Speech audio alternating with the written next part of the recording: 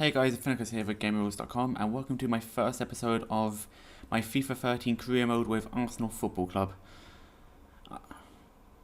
My aim here is really just to end, the big long trophy drought that Arsenal are currently having, since I'm an Arsenal fan. That's paining me a good bit, especially because most people I know support, United. Anyway, within the first season I'm going to try at least win one trophy, maybe the FA Cup, the League Cup, and just see where I'm going from there.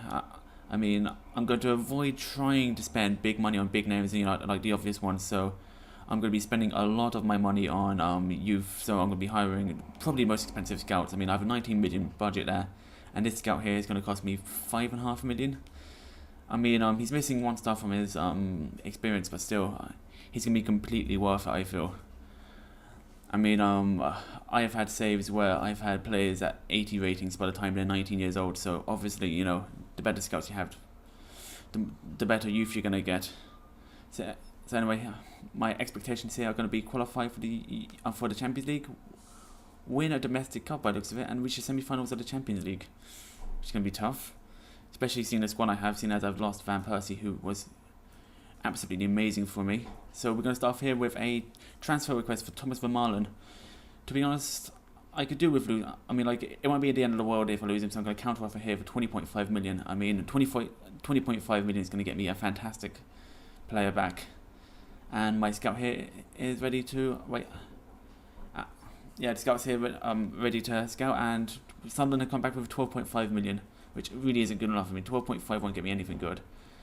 And MK Dons have come in for a loan bid for Thomas Eisfeld, who's actually supposed to be a very good under-21s player, although I've never actually seen much of him play. So I've also have Philip Roberts back from California Thistle. I apologise for the background sound. I have the rubbish truck outside, and of course it had to turn up whilst I was recording. Anyway, Sunderland have come back with another 12.5 million, which is obviously their entire transfer budget. By the looks of it, I don't know what their entire one is, but I've never actually looked at them. But I'm standing still. I want that 20.5 million because, as I said, 12.5 million is not going to get me anything, especially if I'm giving up my captain and my best player. And Götze there is linked with Manchester City. Seeing that, nice to see that they're splashing out the cash a bit more again. And that's okay. Sunderland have backed out, and I have a transfer bid here for Sanya. I'm going to counter offer.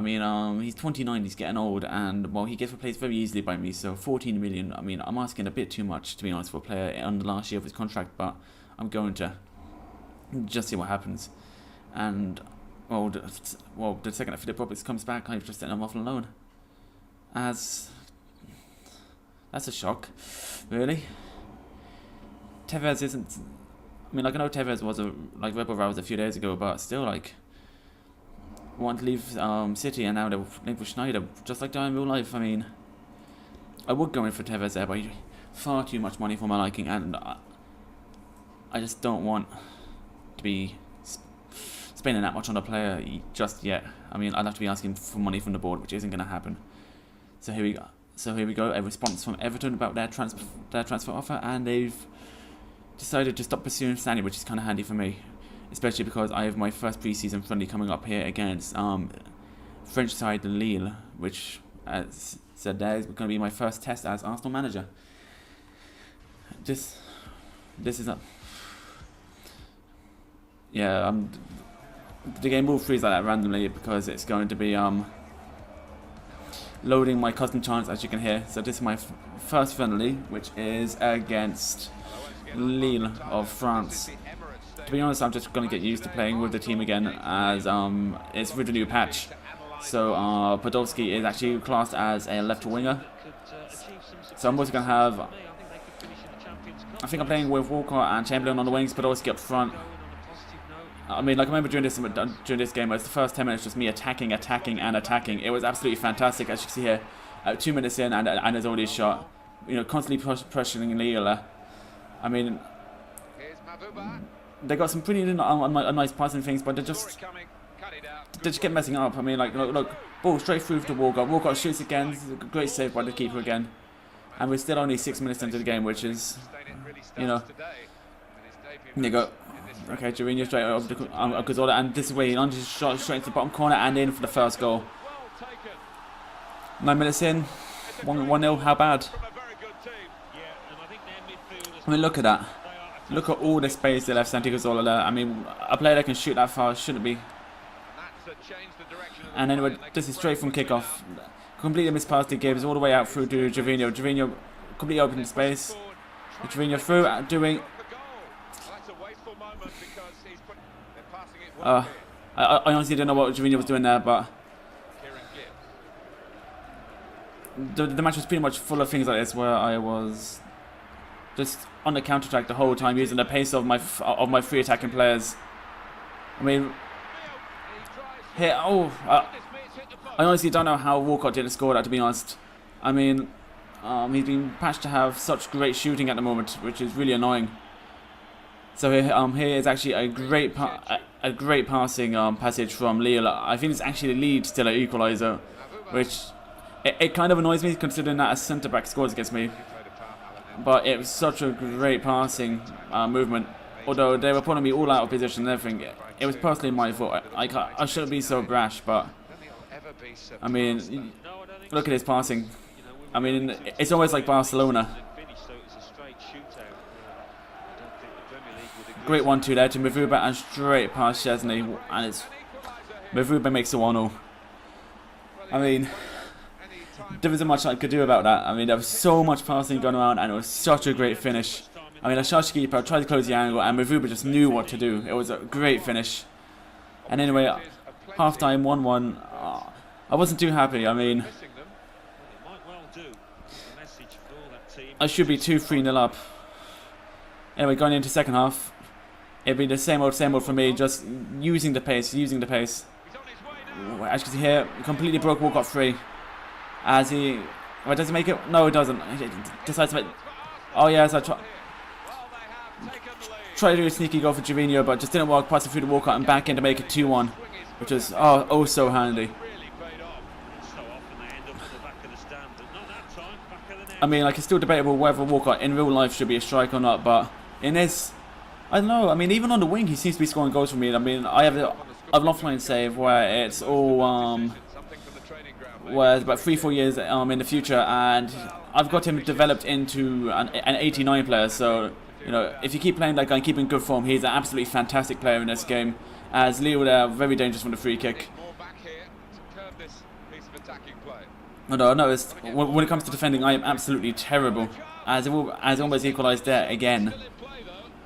To be honest, I'm still a bit rusty from playing FIFA, but at full time it was 2-1, which was so handy. I mean, I could have played a lot better in this game, but well, you know, they didn't really do much. And here we go. We have a bid for... Oh, we had a bid from Charlton for a player there, I think it was. Anyway, I'm going to request about 10 million worth of funds and just up my expectations a bit, because I really need to spend, because, look, there isn't much out there for me to buy with the very little funds I have, which is really annoying, and not many people want my players. So we go for our second game, our second friendly, which is against Schalke of Germany, who we actually got this year in the Champions League, which was mixed fortunes for us. I mean, they beat us. I think they beat us. Yeah, we drew in Germany 2-2 with them, and then lost 2-0 at home against them, which was ridiculous. I mean, I remember watching that match and I was fuming. It was one of the very few matches where I actually thought we were going to win, and then again we lost. Well, this game in general is an absolute goal fest. We have, there we go, we have Theo Walcott in the 42nd minute.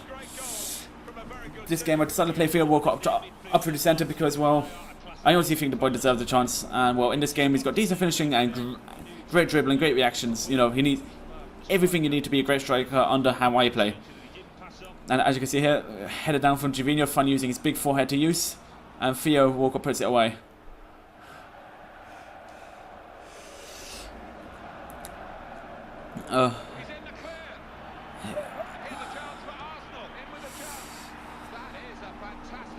Into the second half, and well, I honestly thought this was still the first half, but into the second half, and Santi Cazorla makes it 2-0. Which, to be honest, yes, as the commentator said, it probably ensures me the victory. I mean, I mean, that was a great through ball by Theo Walker and an absolutely fantastic finish by Cazorla. Which, well, I thought I had it, but of course my defending decided to leak, and T. Pookie decided to score 5 minutes after, which kind of made it made me a bit shaky because, you know, if they were doing this well against me without Huntelaar, you know, just think about how much they could do with Huntelaar. As we play a bit of football tennis here, which I ended up losing 15 love, so to say. As Chesney pams it away and makes Pookie again. Pookie again. I absolutely hate it when a player does that. Especially when my defence messed up like that. Then again, I really should have not slid in there. So I think this is when Huntelaar's been brought on. And Walcott makes it. Well, Walcott just proves why I should play him up front. He's lethal up front at the moment. I mean, in the game, in real life, or not so much in real life, but 71 minutes, he possibly wins me the game, which is absolutely fantastic for me. But of course, it being me, I just can't finish the game without any drama. As Afalive finishes off to make it 3-0 in the 80th minute. I mean, like, this is twice they've got a goal like this now. I mean, it's ridiculous how lucky the Schalke got in this game, but, well, they punished me for the chances they got. I didn't punish them. So at the end, it ended up being 3-3. I mean, absolute thriller for the neutrals. For me, absolutely infuriating, but, you know, there's not really much I can do about that, which is kind of annoying.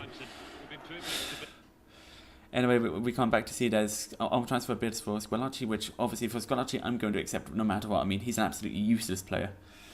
Also have one for Tomasz Rosiecki, which to be honest, I'm going to use him, but, you know, if I can get what I want, which is 7.5 million for him, you know, he can go. I mean, I can get better players, better younger players, so. And of course here, for Jack Wilshere, 82 at 20 years old. I was going to consider a counter offer because, well, I get a lot of money for him, but there's been times where I've put a big money counter offer and they've actually brought it in, which has been really annoying because I've sold players I don't want to sell for top money, and you know, there's nothing much I can do about it. I mean, in my offline account, I sold Theo Walcott for 66.5 million, even though I didn't really want to sell him, but you know, that just happens in this game, as Cagliari, or however it's pronounced, has rejected my offer, so you know, I'm just gonna keep Rosiecki. As the computer here says, my predicted finish is 6th place, and my key player is surprisingly Bakary Sagna. I'm not sure how these key players are worked out, but I know for sure it's not going to be Bakary Sagna. I mean, it's going to be someone like Badorski or Walker or, you know, Cazorla. As they're going to be the ones producing all the chances, scoring all the goals. You know, making a difference. I mean, I know defenders make a difference, but, you know, if I'm not scoring, then there's only so much the defenders can do. As we move on to my final friendly of the season, which is at home against AS Lazio. Which, to be honest, I expect to actually do well in this one because, you know, like Lazio haven't really been doing that well in real life. So within 4 minutes, again, already on the attack with Santi Cazorla going in and out. And another penalty somehow. Well, another penalty, I mean, I've got a few penalties coming up later in the series, but FIFA seem to be very, very lenient with penalties as I try to do it. And PLO here making it 1-0 after 7 minutes. I mean, I know that's the most cliched kind of penalty at the moment, but, you know, there's nothing much I can do. As I have terrible luck when I try and thunder it into one side because the keeper always seems to get to it. So a cheeky chip was the best way to go here. I mean, straight through the middle. Actually, it's almost a replica of PLO's against England, which, well, for me was a very painful goal to watch, seeing as I am English. So at 0-0, it was a very, at 0-0, I mean half-time, it was a very, very uneventful half, as it was 1-0 still at half-time. So I'm kind of hoping to pick it up.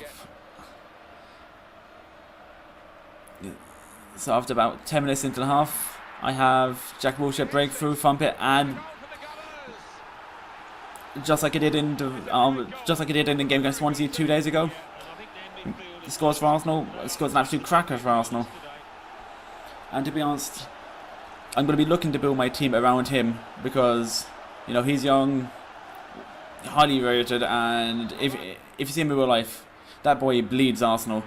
As I have another attack that is identical to the last, which leads to a headed goal by Podolski, which is actually, I think, his first of mid-season. As I check my notes, yeah, his first of mid-season. I mean pre-season, which is weird. I mean, like, I'm usually banging on him, banging him in with him, but I don't know. Theo Walcott just seems to be more effective through the middle at the moment. So, actually, me being me, obviously, can't go a game without conceding. As you can see, an absolute horror by Szczesny there, passing it to Miroslav's closer before he smashes it up the crossbar and taps it in. I honestly do not know what I was doing there. I mean, you know, like, I just should have seen Miroslav. So I'm finished there 3-1. I can't remember why I cut the closing scene. I probably skipped it by accident. So we have nothing but transfer business to do now until the beginning of the season. So news here that I have Wojciech is out for 5 months, which means I have to buy a new keeper now. Well, I don't have to, but I don't particularly trust Fabianski or Manoni. You know, they're just too lowly rated, and I hate Fabianski. I mean, he's a terrible goalkeeper. Which, well, now it's time to go into the transfer window for a goalkeeper, as I forget to turn the on loan part off. Yes, well, this is all going to be a fast motion because I looked at so many keepers here. Yeah, DeSantis and Weltian are really the only two I'm actually interested in. I mean, like, I've looked at plenty here, and all the ones I really want to get are just for timing at the time, which is pretty stupid. I mean, keepers can go until about until they're ridiculously old. And well, here we have one 81 rated, 35 years old, and I could pick him up for the best part of $500,000. I mean, I'm only going to use him for half a season, so even if he decides to retire this season, it's going to be, you know, pointless. I mean, I'm going to go for Helton just in case. Well, Helton, however you pronounce his name. No, like, just in case, because, you know, I don't want to be coming up to the beginning of the season with absolutely no signings because, you know, God forbid I have a bad keeper. I mean, I want to get into Europe, hopefully push for the title. And well, if I don't have a keeper to do that, then, you know, it's just going to be a lot harder. You know, I'm going to have to defend a lot better, and, well, as you can see, my defending is mediocre at the very best. So here we are, about 2 weeks away from the beginning of the season, and we already have a monthly scout report. Now, you're going to see me in these scouting reports get rid of a lot of players that actually look decent, but I'm only going to go for the very, very best. I mean, like here it says 50 to 70. I mean, I know that that's probably going to drop dramatically over the next couple of months, but, you know, I want the best. Speaking of the best, Helton has the offer for him has been accepted. I'm going to make him a crucial team player, you know, just to try and persuade him to come over, because he's guaranteed to be starting for the next 5 months, at least. Or depending on what happens to Wojciech whilst he's injured, because I've had players digress whilst they're injured, which really isn't what you want from a player. I think it happened to me with Ter Stegen, or however you pronounce his name. Young German keeper. He's supposed to develop into a great keeper if you have the money to spend on him. I mean, like, I only bought him because I had so much money to throw around in my other save. I mean, to the point where I bought Messi and still had pocket change. Speaking of Fabianski, earlier, transfer bid for him, and we have another scout report, which is really disappointing considering it's Italy. I mean, I said I'm to search for defensive-minded Italian players, so he should come back with absolute gems of players, because, well, we all know how great defensively Italian sides are. So I'm just going to sign these two players and just see what happens. I mean, what's the worst that can happen? Okay, so I have Helton just about to sign. I'm just about to sign, so I'm going to stall and just see what happens with this Napoli keeper, because I'd rather take him. I mean, he's not as good, but he's a lot cheaper, so I can actually invest elsewhere. I mean, if he doesn't come, he doesn't come. You know, at least now I've got Helton. So there we go. I've just saw Fabianski. Brilliant. That's one less player to worry about, and a bit more money to spend. So hopefully I get the Italian keeper, because well, I assume he's Italian, but you know, I just really hope I get him, because that's a lot more money for me to spend, because I really need to buy a striker. And he's accepted. Brilliant. So now to accept his transfer bid, and actually before I do this, I'm gonna have to reject Helton, because there's no point leaving him hanging. Now I've got my man. I've still got a bit more money to spend, because I do need to buy a striker. So that's my goalkeeping trouble sorted at least. Now I have, well, I want to. I actually don't know what I want to buy, to be honest. I just want to buy someone to bring into the squad, because because like after all the loans and that, I have a very thin squad, and I have a tendency to get a lot of injuries towards the end of the season. So right now, just I'm going to try and bring in an experienced player to see what happens. I mean, there's a lot of players here that I can actually afford. Sorry about that. Gotta hate when sneezes come up just randomly. And of course, it will be 20 minutes into this episode. Anyway, I'm not going to bother with like ridiculously old players, as you saw there with Javier Zanetti, because look, he's 39, he's going to retire. There's no point. And Brad Hangeland, I'll give him a couple of years ago, I would have gone for him, but not now. I mean, he'll be slow, unfit. I mean, you might as well just give me another, like another player, Mertesacker. Nesta's another player I would get, but looking at his age, I reckon he's going to be incredibly unfit. You know, not even able to last a match, which I don't want at this point. I mean, like, I want players that can fill in for about 3-4 games, maybe even a couple of months, because I'm incredibly unlucky when it comes to injuries. Shirao here is another great player, but you know, everything I need from a left wing, but I have too many left and right wingers. I have too many. I've Walker, I've Gervinho, I've Chamberlain, I've Podolski, I've Gnabry. You know, I've far too many. Actually, Clarence Seedorf was a player I would always buy in Euro 2000. Right, not Euro 2004, FIFA 2004. He was always one of my first signings. Always became a great player, and well, he still is a great player. Well, not as good as he used to be, but he's still a good player. Joaquin was another player actually that I bought on Pro Evo 6, I think it was, and he became one. Oh, I think I had like a mainly Spanish side, and it was absolutely fantastic. I mean, like, I had the best of the Germans and the Spanish.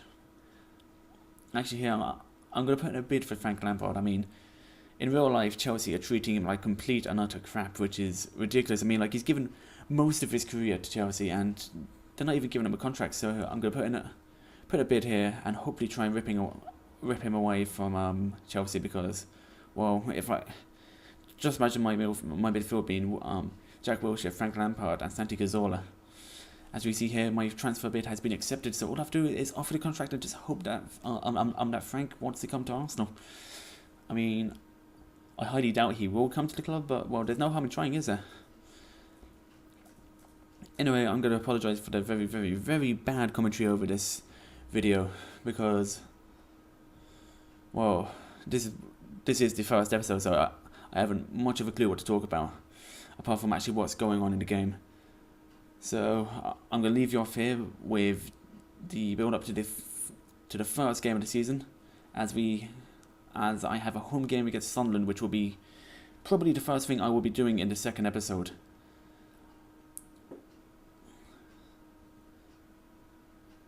There we go, we have De Sanctis making a debut, and Guaracci, well, he's probably going to be sitting on the bench anyway, but, you know, he'll be returning to Emirates. Anyway, thanks guys for watching. I'm sorry I bored you to death. Be sure to tune in for episode 2 of this career mode, and feel free to watch any of these videos.